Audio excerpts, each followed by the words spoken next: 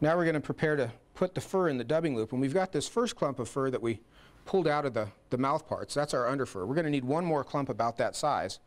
So I'll bring my craft fur up here again and repeat that process.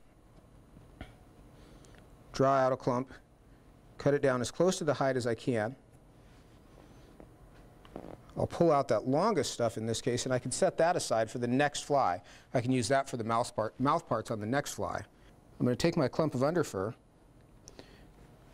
I'll take it and place it in the loop, and it's not centered but a little offset so that I've got most of the dense underfur down between the loop and I've got some long stuff hanging out each side. I'll take my second clump and put it right underneath the first, just sort of butt them together.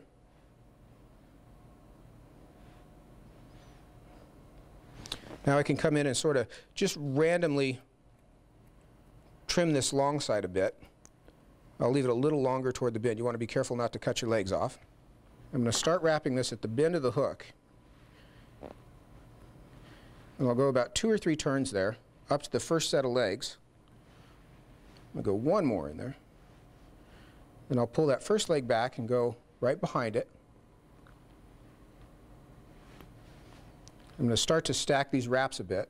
We may need to do an additional dubbing loop. I didn't get this one super heavy here, so we may need to add an additional dubbing loop somewhere here along the way.